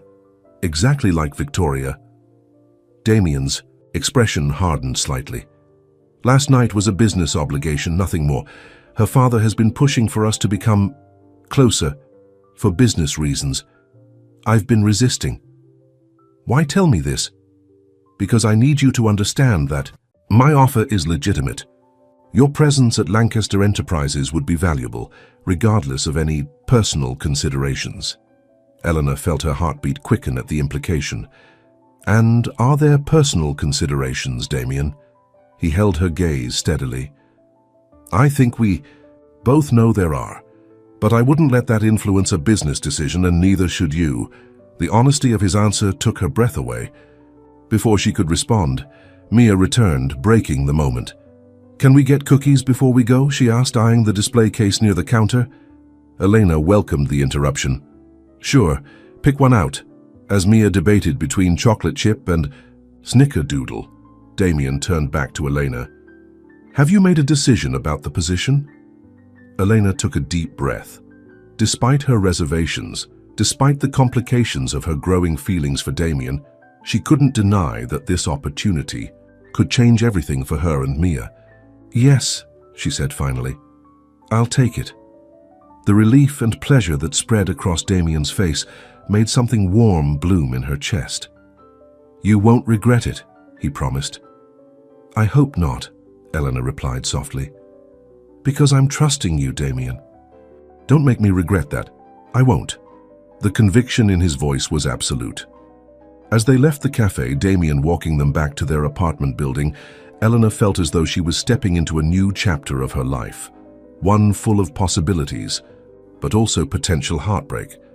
Working closely with Damien would mean constantly navigating the attraction between them, maintaining professional boundaries while their personal connection deepened. It was a risk. But looking at Mia, happily chatting with Damien about school and math and a future suddenly more accessible than before, Elena decided it was a risk worth taking. What she didn't know was that while she was taking a chance on Damien, forces were already in motion that would test that trust to its limits. Victoria Winters was not a woman who accepted defeat gracefully, and she had plans of her own for Damien Lancaster, plans that didn't include a former waitress from the wrong side of town. 2 months later, Elena sat at her new desk in the Lancaster Enterprises headquarters, reviewing applications for community grant funding. Her office, though small compared to the executive suites, featured a wall of windows overlooking the city and sleek modern furniture that still felt slightly foreign to her. The transition from waitress to corporate outreach coordinator had been both easier and harder than she'd expected. Easier because the work itself came naturally to her, identifying genuine needs in the community, cutting through bureaucratic language to find meaningful projects, advocating for practical solutions rather than flashy publicity stunts. Harder because navigating the corporate culture, with its unspoken rules and political undercurrents, was like learning a foreign language. Through it all, Damien had been supportive but careful to maintain professional boundaries in the office. Their evening work sessions in his penthouse had ended, replaced by formal meetings in conference rooms with other staff present. Elena told herself this was for the best, even as she missed the quiet intimacy of those nights. A knock at her door interrupted her thoughts. "Come in," she called, expecting Marcy, her administrative assistant. Instead, Victoria Winters glided into the office, immaculately dressed in a cream-colored suit that probably cost more than Elena's monthly salary. Her blonde hair was pulled back in a sleek ponytail, highlighting the perfect angles of her face. "Elena, working hard, I see." Victoria's smile was pleasant, but her eyes were cold as they swept over Elena's modest office. Elena straightened in her chair. "Victoria, what can I do for you?" "I was just meeting with the board about the upcoming charity gala." Victoria perched on the edge of a visitor chair, not quite sitting down. "Since you're in charge of community outreach now, I thought we should coordinate." Elena nodded, though she suspected Victoria's visit had little to do with actual coordination. "Of course. What did you have in mind?" "Well, the gala has always been a cornerstone of the Lancaster Foundation's fundraising efforts. I've chaired the committee for the past 3 years." Victoria examined her manicured nails. "Damien mentioned you had some ideas about changing the approach." "I've suggested redirecting some of the gala budget toward direct community investments." "Yes." Elena kept her voice neutral, though she could feel the tension emanating from Victoria. "The return on investment would be significantly higher." Victoria's smile tightened. "The gala isn't just about immediate returns. It's about relationships, networking, cementing the Lancaster name in the right circles." "I understand that. But $500,000 for one night's event seems excessive when there are children in this city who don't have adequate school supplies." "How pedestrian." Victoria's mask slipped, revealing a flash of contempt before she recovered her polished demeanor. "But I suppose that's the perspective Damien was looking for when he hired you. So, authentic." The word sounded like an insult coming from her glossy lips. Elena maintained her composure with effort. "Was there something specific about the gala you wanted to discuss?" she asked. Victoria stood, smoothing her already perfect suit. "Just that the board has already approved the budget and venue. Your adjustments will have to wait until next year." Elena felt a flare of frustration but kept it from showing on her face. "I see. Thank you for letting me know." Victoria moved to the door, then paused. "You know, Elena, you've done remarkably well for someone with your background. But this world, Damien's world, it takes more than good intentions to succeed here." "I'm aware of that." "Are you?" Victoria's smile turned almost pitying. Damien has always had a soft spot for charity cases, but eventually he returns to where he belongs. Before Elena could respond to the barb, Victoria was gone, leaving behind only the lingering scent of her expensive perfume and the sting of her words. Elena took a deep breath, trying to shake off the encounter. Victoria's visit had been a power play, nothing more, a reminder that Eleanor was an outsider in this world of wealth and privilege. Her phone buzzed with a text from Damien. "Meeting with community center representatives at 2. Your presence requested. Eleanor." Checked her watch. That gave her just enough time to review the community center proposal again before heading to the conference room. She pushed thoughts of Victoria aside, focusing instead on the work that had brought her here, work that was already making a difference. Whatever game Victoria Winters was playing, Eleanor refused to be a pawn in it. Damien watched Elena across the conference table as she walked the community center directors through potential funding options. She was in her element, confident and passionate as she outlined how Lancaster Enterprises could support their after-school programs. In the 2 months since she joined the company officially, Eleanor had transformed the community outreach department from a public relations exercise into a genuine force for change. She'd redirected resources, challenged wasteful spending, and built relationships with grassroots organizations that had previously been overlooked. More importantly, she'd maintained her integrity in an environment that often corrupted it. When board members suggested flashy but ineffective initiatives, Eleanor pushed back with data and practical alternatives.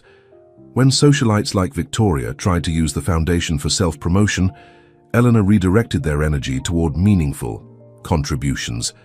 She had earned the respect of most of his executive team through sheer competence and determination. Even his father, notoriously difficult to impress, had commented on the positive press Lancaster Enterprises was receiving for its community work. As the meeting concluded, Damien stood to shake hands with the community center representatives.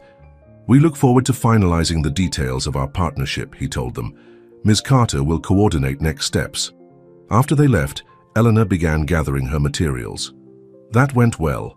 Their program aligns perfectly with our educational initiative. Thanks. To your groundwork." Damien closed the conference room door, giving them a rare moment of privacy. "You've done exceptional work, Elena." She looked up, a hint of color touching her cheeks at the praise. "I'm just doing my job. You're doing far more than that, and you know it." Damien moved closer, noting how she tensed slightly at his approach.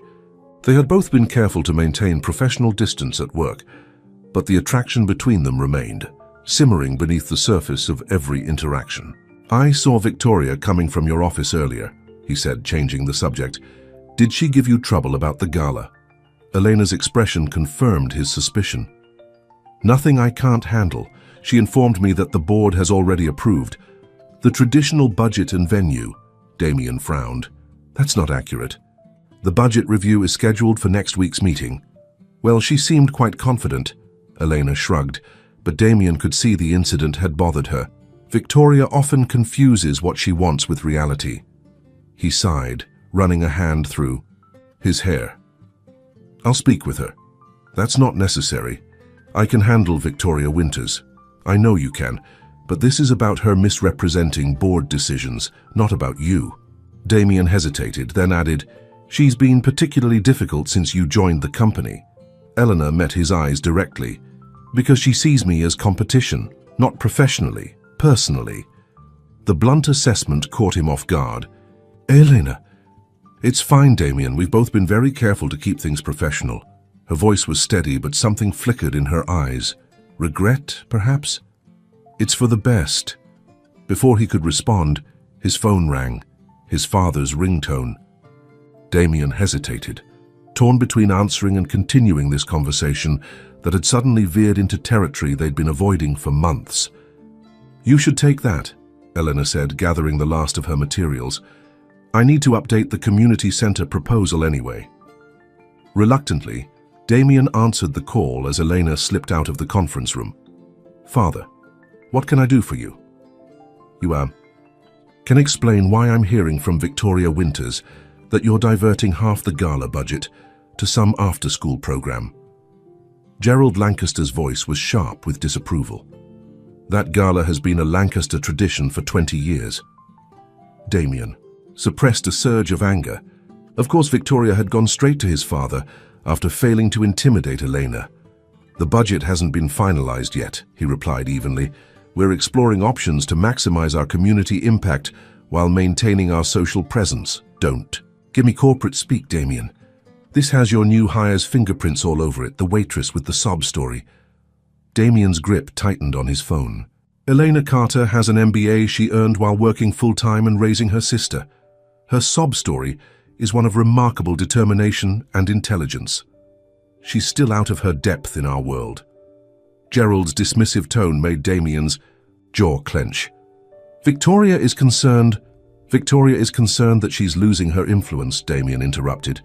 "The gala has become an excuse for socialities to wear designer gowns while pretending to care about charity. Elena is trying to bring it back to its original purpose, actually helping people." There was a pause on the other end of the line. "I sound personally invested in this woman." Damien chose his words carefully. "I'm invested in her success as an employee because her success is the company's success." "Is that all it is?" His father's voice had turned shrewd. "Because Victoria seems to think there's more to it. Victoria should focus on her own affairs instead of inventing drama." Gerald chuckled, the sound devoid of warmth. "She's ambitious, that one. Reminds me of Rebecca sometimes." The comparison sent a chill through Damien. Rebecca, his ex-wife, had also been ambitious. Ambitious enough to marry him for his position and wealth, then leave when a better opportunity presented itself. "Eleanor is nothing like Rebecca," he said firmly. "Or Victoria, for that matter." "Perhaps not. But consider the optics, Damien. The board won't look kindly on you becoming involved with an employee, especially one with her background." "There is no involvement to consider," Damien replied, though the words felt hollow. "And the board should be focused on results, which Elena is delivering. Just be careful, son. Not everyone has your best interests at heart." After ending the call, Damien stood at the conference room window, looking out at the city below. His father's warning, though self-serving, contained a kernel of truth. Not everyone had his best interests at heart. Victoria certainly didn't. But Elena did. In every interaction, every project, every challenge she faced, Elena had proven herself to be exactly what she appeared: honest, dedicated, and utterly genuine. She was the opposite of the calculated social climbers he had surrounded himself with for years, and he was falling in love with her. The realization didn't shock him as much as it should have. Perhaps he had known for weeks, months even, since that day at the cafe when he'd watched her with Mia, seeing the fierce love and protection she offered her sister. The question now was what to do about it. The professional boundaries between them existed for good reason. He was technically her superior, though she reported primarily to the board for her foundation work. Any relationship would invite scrutiny, gossip, and accusations of favoritism. But the alternative, continuing to deny what was growing between them, was becoming increasingly difficult to bear. Damien checked his watch. The annual Lancaster Foundation Gala was scheduled for this weekend. Perhaps there, away from the office environment, they could finally have an honest conversation about their future. "You look beautiful," Mia said, her eyes wide as she watched Elena apply the finishing touches to her makeup. Elena studied her reflection in the mirror of their new apartment. The black evening gown she'd splurged on for the gala was simple but elegant, with a fitted bodice and flowing skirt that made her feel almost like she belonged in the world she was about to enter. "Thanks, sweetheart." Elena turned to her sister, who was sprawled on the bed in pajamas covered with science formulas. A gift from Damien after she'd aced a difficult math test. "Are you sure you're okay staying with Mrs. Patel tonight? I could still try to find someone to bring as a +1 so you could come." Mia rolled her eyes. "I told you, Stacy's staying over at Mrs. Patel's too. We're having a sleepover. It's way more fun than some boring grown-up party." Okay, Elena laughed, relieved that Mia was adjusting so well to their new circumstances. The move to a safer neighborhood, the better school, the lack of constant financial stress, all of it had helped Mia blossom even further. And though Eleanor was careful not to give her sister false expectations, She couldn't deny that Damien had become something of a presence in their lives. He occasionally joined them for dinner, helped Mia with difficult homework problems, and once even attended her science fair, standing proudly beside Elena as Mia explained her project to the judges. "Do you think Damien will dance with you at the party?" Mia asked, a mischievous glint in her eye. Elena felt her cheeks warm. "It's not that kind of party. Really, it's for charity." "You can still dance at charity parties," Mia insisted, "and he likes you. A lot." "What makes you say that?" Elena asked, trying to sound casual as she gathered her clutch and wrap. "Because of how he looks at you when he thinks no one is watching, like you're the most interesting person in the world." Mia hopped off the bed. "And because he keeps finding reasons to see us outside of work, even though you're not his assistant anymore. Out of the mouths of babes," Elena thought. She'd been telling herself that Damien's continued presence in their lives was just professional mentorship. But Mia's observation cut through that pretense. "It's complicated, sweetie. We work together."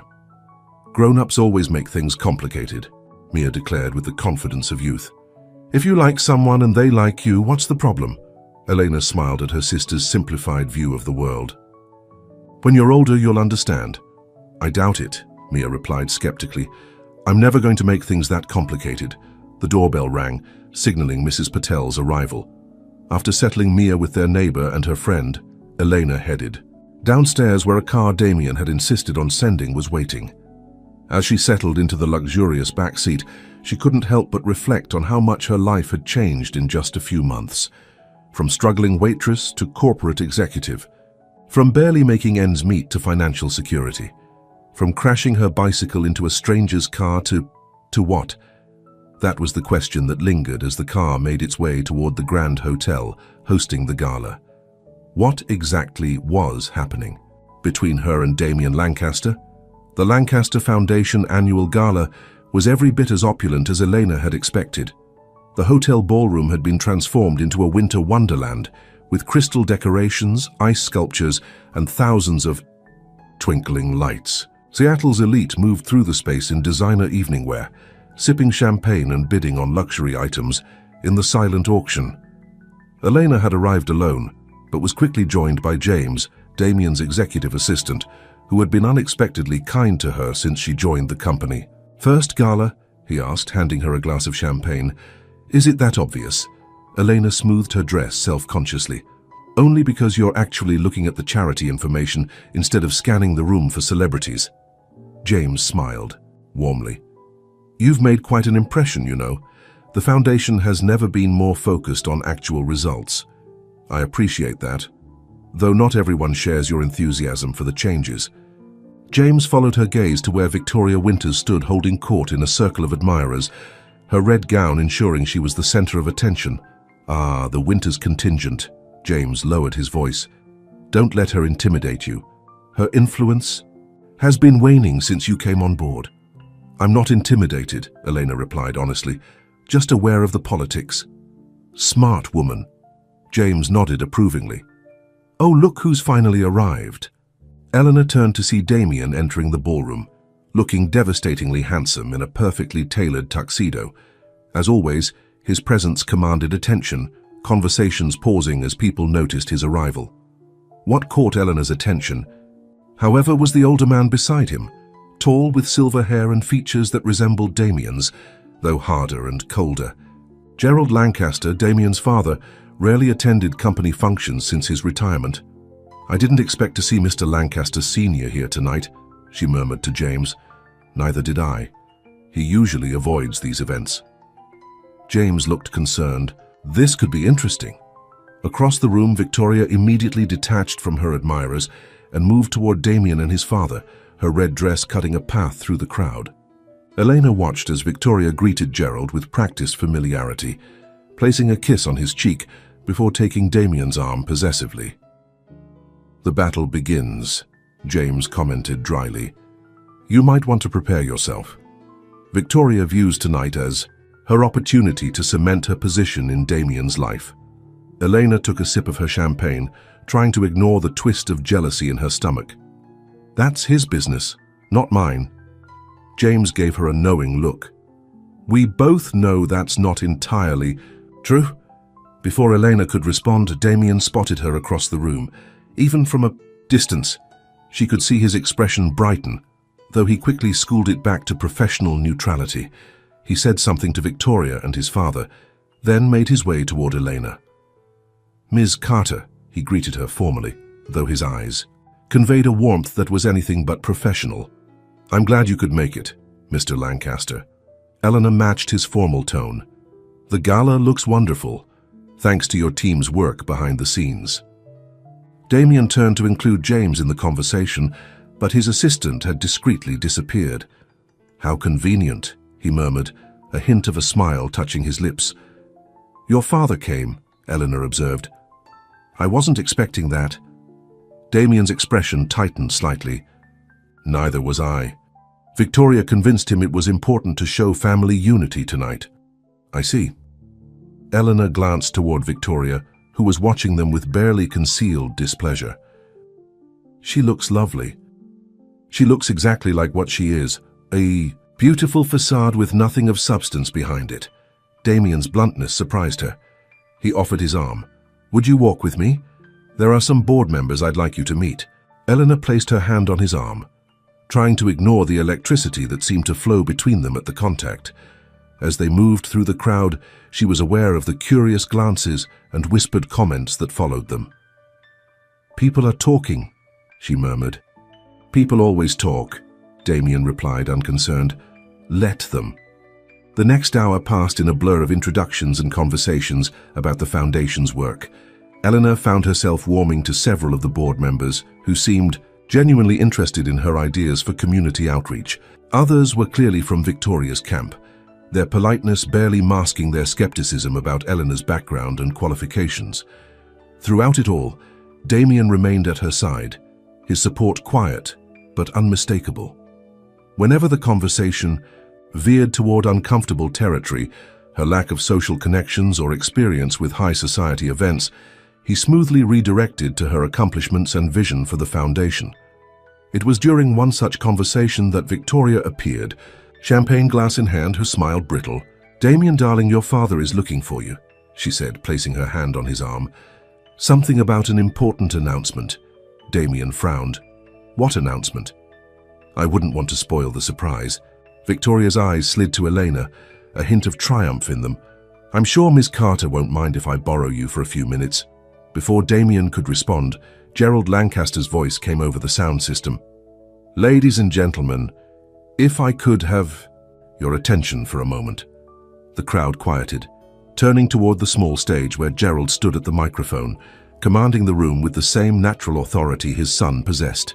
"As many of you know, the Lancaster Foundation has been a cornerstone of our family's commitment to this community for over 3 decades, Gerald began. "Tonight, I'm pleased to announce an expansion of that commitment." Victoria tugged at Damien's arm. "You should be up there with him." Damien remained where he was, his expression growing increasingly wary as his father continued. "Lancaster Enterprises will be doubling its charitable giving this year, focusing on education initiatives for underprivileged youth." Gerald paused for the appreciative murmurs and applause. "This renewed commitment comes at a time of transition for our family and company." Eleanor felt Damien tense beside her. Whatever was coming, he hadn't been prepared for it. "Which brings me to my second announcement," Gerald continued, his eyes scanning the crowd until they landed on Damien and Victoria. "It gives me great pleasure to announce the engagement of my son, Damien Lancaster, to Victoria Winters, daughter of our longtime friend and business partner, Charles Winters." The ballroom erupted in applause and exclamations of surprise. Elena felt as though the floor had dropped out from beneath her feet. She turned to Damien, whose face had gone completely still, fury building behind his controlled expression. "Damien?" she whispered, unable to keep the hurt from her voice. "This is the first I'm hearing of it," he said through clenched teeth. "Excuse me." He strode toward the stage, leaving Elena standing alone in the midst of the celebrating crowd. Victoria, who had remained oddly silent during the announcement, gave Elena a look of pure triumph before following Damien. Elena felt frozen in place, the buzz of conversation around her fading to white noise. People were looking at her now, some with pity, others with barely concealed satisfaction at her public humiliation. "Come with me." James appeared at her elbow, his voice gentle but urgent. "You don't want to be here for what happens next." Numbly, Eleanor allowed him to guide her through a side door into a quiet hallway. Only when they were alone did she find her voice again. "Did you know about this?" James shook his head, his expression grim. No one did, except apparently Gerald and Victoria. This was not Damien's plan. Then whose plan was it? Elena demanded, anger beginning to replace the initial shock. Because someone clearly orchestrated this whole charade. I'd say it was a joint effort between Victoria and Gerald. They'd been pushing for this alliance for years. James checked his phone, which was buzzing with messages. "Damien is looking for you. He's furious." "I can't see him right now." Elena felt tears threatening and blinked them back fiercely. I need to go home. At least let him explain." "Explain what?" "That his father announced his engagement to another woman. That he's been leading me on while planning to marry Victoria." Elena shook her head. "I don't need an explanation. I need to leave." James sighed but didn't argue further. "I'll have a car brought around. Will you wait here?" Elena nodded, wrapping her arms around herself as James stepped away to make the arrangements. She felt foolish, naive. How could she have believed that someone like Damien Lancaster would ever choose someone like her over Victoria Winters? It had been a fantasy, a modern fairy tale that had just crashed into reality. As she waited, Elena heard raised voices from the direction of the ballroom, Damien's among them. Part of her wanted to go back, to witness whatever confrontation was happening, but pride kept her in place. She had been humiliated enough for one evening. When James returned a few minutes later, his expression was both worried and somewhat odd. "The car is waiting at the side entrance, and for what it's worth, I've known Damien for 10 years and I've never seen him stand up to his father like he just did." "It doesn't matter," Eleanor said, though a tiny part of her wondered what had happened. "Thank you for your help, James." As she slipped into the waiting car, Elena felt a strange sense of déjà vu. Once again, she was leaving Damien Lancaster's world, returning to her own. Only this time the pain cut much deeper than mere embarrassment over a damaged car. This time, her heart was what had been broken.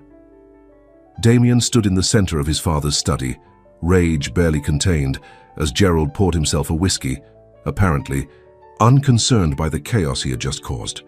"What the hell were you thinking?" Damien demanded. "Announcing an engagement that doesn't exist?" Gerald took a leisurely sip of his drink. "I was thinking of the future of this company. The Winters merger has been in discussion for months. Business mergers, not personal ones." Damien cut him off. "I have never given you or Victoria any reason to believe I would marry her. You've been escorting her to events, meeting with her father, as a business associate, nothing more. I've made my lack of interest clear from the beginning." Damien paced the room, too angry to stand still.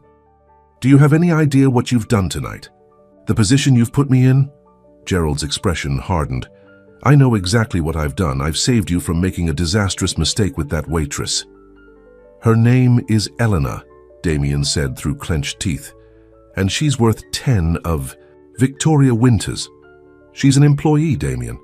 A charity case you picked up off the street. She's the most genuine, intelligent, compassionate person I've ever met," Damien shot back. "And thanks to your little stunt tonight, she probably never wants to see me again." Gerald set down his glass, studying his son with narrowed eyes. "You're in love with her." It wasn't a question, but Damien answered anyway. "Yes, I am. Love is a luxury we can't afford in our position." Gerald's voice carried the weight of his own compromises. "I learned that with your mother. She was a school teacher, brilliant, kind, utterly unsuited to this world.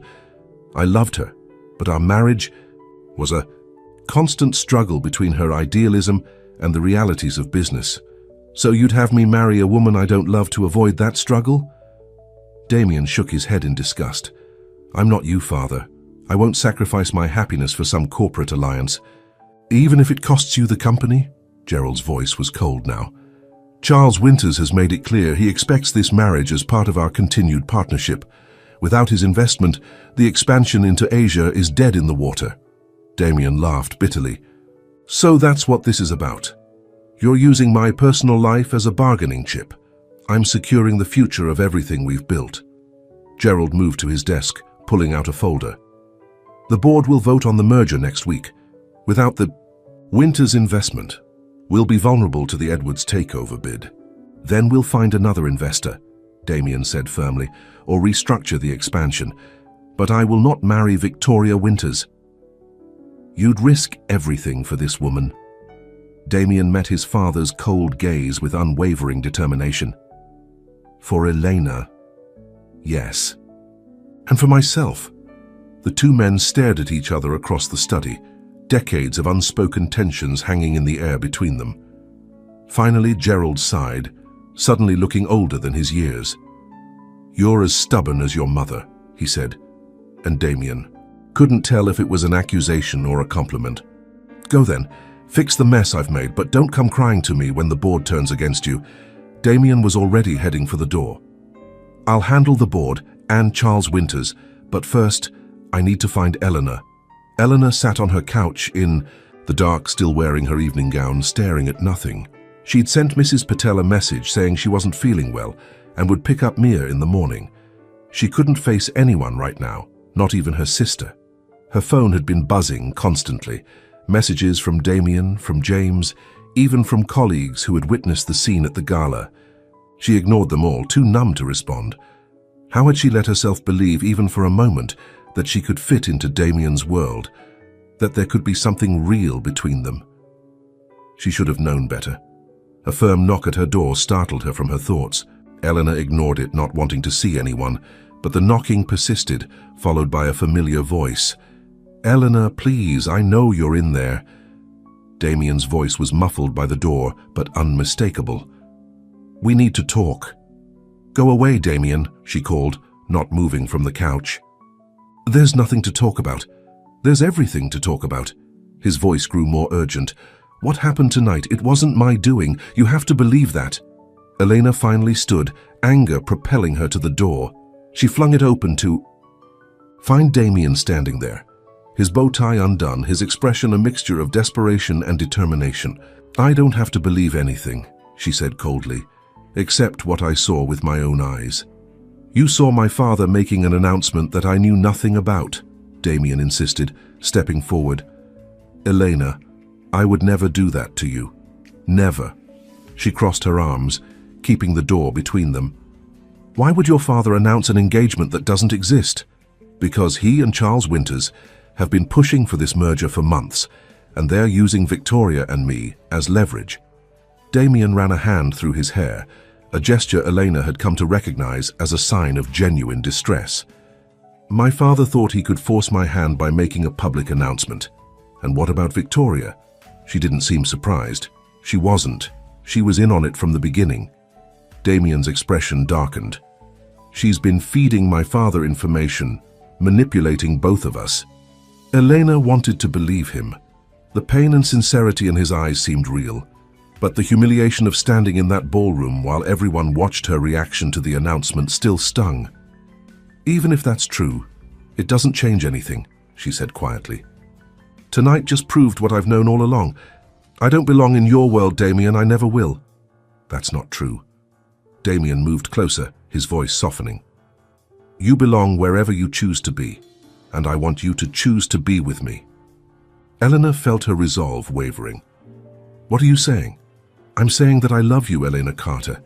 The words hung in the air between them, sincere and unadorned.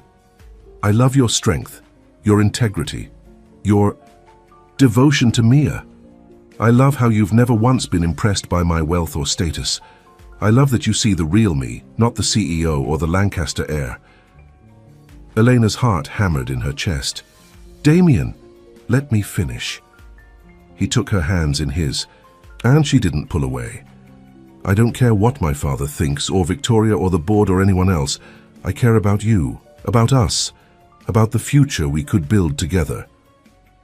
It's not that simple, Elena protested, though she could feel her defenses crumbling. The announcement tonight will be publicly retracted tomorrow. I've already instructed our PR team to issue a statement clarifying that there is no engagement. Damien's thumbs traced circles on her palms. "I'm not going to lie to you, Elena. There will be consequences. My father is furious. Charles Winters will likely pull his investment, and the board will have questions. Your company will survive. I'll find other investors, restructure if necessary."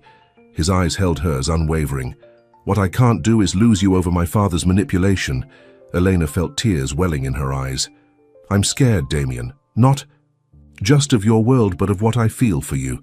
It happened so fast and it's so intense." "I know." He pulled her gently closer. "I'm scared too. I've never felt this way about anyone.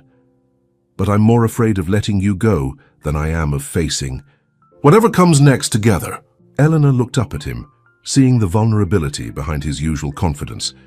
In that moment, he wasn't Damien Lancaster, powerful CEO, but simply a man asking for a chance at love. "What about work?" she asked, practical concerns surfacing through the emotion. "I can't continue at Lancaster Enterprises if we're involved. The conflict of interest. The foundation is governed by the board, not directly by me," Damien said. "But if it's a concern, we can establish clear reporting lines through the board president. Or," he added, "you could take your talent elsewhere. God knows any non-profit in the city would be lucky to have you." Eleanor shook her head, a small smile finally breaking through her tears. "You're really serious about this?" "Completely." Damien reached up to brush a tear from her cheek.